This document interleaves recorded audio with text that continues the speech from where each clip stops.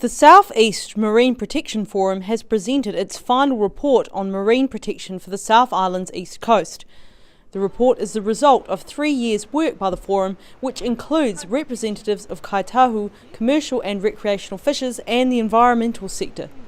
Recreational fisher Steve Bennett and commercial fisher Simon Gilmore say it was a struggle for the group to reach a consensus, and not all stakeholders are entirely convinced about the final report. When it comes to our iconic seabirds and our mammals, that work will have to be done separately. It is, and that's our disappointment with this process. Yeah. Millions have been spent and we're no further down the track of tackling the issues of this coast.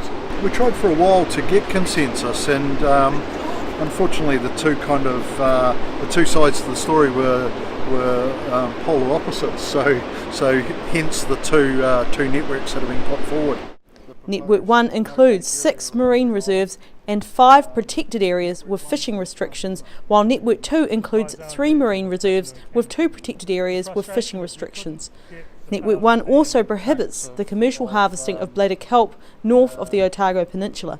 I think having gone through the process, the effort we put in, the advice we received, that the 2 networks that come out represents the views that were within the forum. I think no one is happy, but then I think there's probably a reason that reflects what is probably a reasonably good compromise outcome. The Science Media Centre asked experts to comment on the forum's recommendations today. Several University of Otago professors said the report's recommendations were compromised by the views of various stakeholders. University of Otago Professor Liz Sluton has called the report disappointing.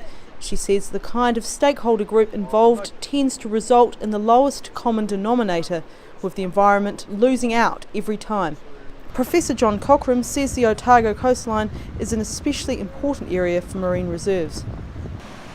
He believes the proposed marine protected areas in Network 1 would provide some protection of foraging areas for coastal seabirds such as the yellow-eyed penguin.